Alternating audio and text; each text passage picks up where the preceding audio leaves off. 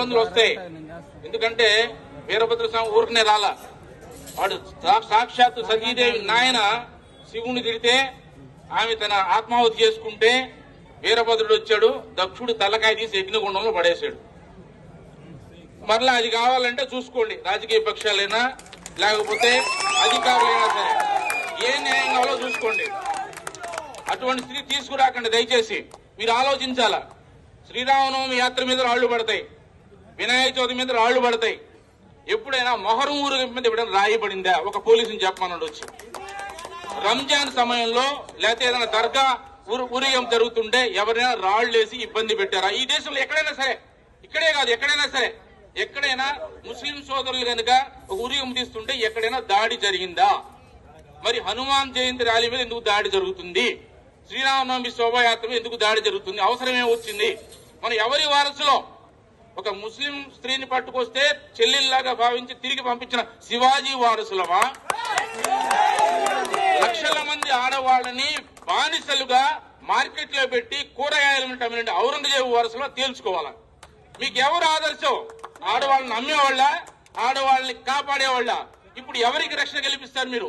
శివాజీ వారసులకు రక్షణ కల్పిస్తారా, ఔరంగజేబు వారసులకు రక్షణ కల్పిస్తారా? తేల్చుకోవాలా. ప్రభుత్వమైనా రాజకీయ పక్షాలైనా మరొక అధికారులైనా సరే, లేకపోతే చాలా ఇబ్బందులు వస్తాయి. ఈ మధ్యన హైందవ శంకరం జరిగిందని చెప్పారు. మనం కూడా శివాజీ ఊరకే రాలా. ఇప్పుడు చావా సినిమా నడుస్తుంది, చూడకపోతే చూడండి మళ్ళా ఒకసారి. 9 ఏళ్ల పాటు సంభాజీ మహారాజు శివాజీ కొడుకు ఎన్ని కష్టాలు పడ్డాడు. సర్వ సైన్యంతో కూడా ఔరంగజేబు వచ్చినప్పటికి కూడా వాడికి నిరాశ కలిగిస్తూ 27 సంవత్సరాలు పోరాటం చేసినా ఎదిరించి నిలబడింది హిందూ దేశం. చివరికి తిరిగి మళ్ళా రాజధానికి వెళ్లకుండా దారిలో చచ్చాడు ఔరంగజేబు. అంతే. ఎన్ని చేశాడు? ఆయన పేరేంది? ఆయనకి బిరుదు విగ్రహాన్ని పగలగొట్టేవాడని బిరుదు ఆయనకి. మీకు విగ్రహాలు పగలగొట్టేవాడు కావాలా, విగ్రహాన్ని కాపాడేవాడు కావాలా? తెలుసుకోండి. శివాజీ జీవితంలో ఏదైనా మసీదుని ధ్వంసం చేశాడా? ఎవరైనా ముస్లిం కన్యని అవమానపరిచాడా? ఖురాన్ అవమానపరిచాడా? ఆ రాజు వారసులం మేము. ఇక్కడ ఔరంగజేబు చేసిందేంటి? కాశీ, మధుర అన్ని దేవాలయాలు పగలగొట్టించాడు. 40,000 దేవాలయాలు పగలగొట్టించాడు. వాడి వెనకాల నిలబడతారా? దొంగ వెనకాల నిలబడతారా? ఇది న్యాయమేనా? ప్రభుత్వానికైనా ప్రజలకైనా? కొద్దిమందికి నాయకత్వం కావాలి. ముస్లింలలో గుర్తొచ్చింది, మా తాత కూడా బ్రాహ్మణుడు అంటాడు ఫరూక్ అబ్దుల్లా. అది ఇక్కడ హిందూ సోదరులే, వాళ్ళందరూ కూడా ముస్లింలందరూ కూడా ఒకప్పుడు మతం మార్చబడిన వాళ్లే. వాళ్ళ మాయాజాలను పడి పదవీ కాంక్షతో ఉద్రేకాలు రెచ్చగొట్టి ఊరేగుల మీద రాళ్లేయించి నాయకులుగా ఎదగాలంటే ముస్లిం యొక్క ఉగ్రవాద నాయకత్వాన్ని తిరస్కరించాలా ముస్లిం సోదరులు? లేకపోతే నష్టపోతారు రాబోయే రోజుల్లో. అది గుర్తించాలా. ప్రభుత్వం కూడా గుర్తించి ఇటువంటి న్యాయపరమైన హక్కులు ఎక్కడుంది?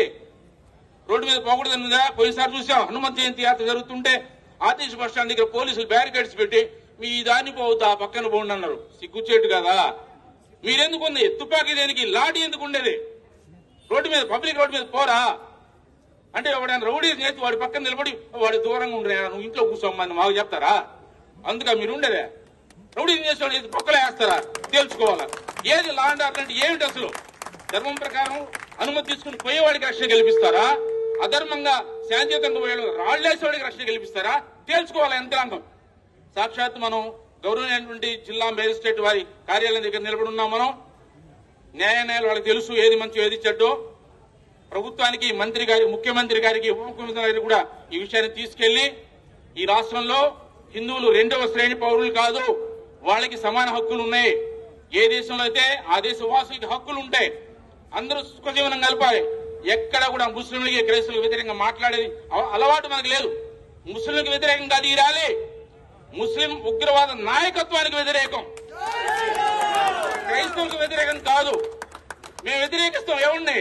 భారత్ మాతకు చేయనకపోతే వ్యతిరేకిస్తాం ఖచ్చితంగా. వాడు ఎవడైనా సరే. రావణాసుడు ఎందుకు చంపాడు? ముస్లిం వాడు చంపాడు. రాముడా? కంసుడు ఎందుకు చంపాడు? కృష్ణుడు మేనమామేనే. తప్పుదారులు వెళ్తుంటే వేసేస్తారు అంతే. ఇక్కడ కూడా అంతే. కాబట్టి దేశాన్ని ప్రేమిస్తే ఇక్కడ ఉండండి. యూరోప్ లో నడుస్తుంది ఏమిటి తెలుసా? యూత్ టీ షర్ట్లు వేసుకోవాలా. ఆ పేరు ఈ పేరు కాదు వేసుకోవాల్సిన టీ షర్ట్ల మీద. మీరు ఉండే దేశాన్ని ప్రేమించండి. ఏంటి? మీరుండే దేశాన్ని ప్రేమించండి. లేదా మీకు లవ్ పాకిస్తాన్ మీదో, అమెరికా మీదో, చైనా మీద ఉంటే అక్కడికి వెళ్ళి బతకండి. మీకు ఎక్కడ మీరు ప్రేమించే దేశానికి వెళ్ళినా బతకండి. లేదు ఇక్కడ బతుకుతున్న దేశాన్ని ప్రేమించండి. యంత్రాంగం కూడా అదే ఆలోచించాలా. మేము వందే మాత్రం పాడడం, జనగణమనలు ఇస్తే నిలబడడం, భారత మాతకు జయను, జెండా ఎగరేస్తే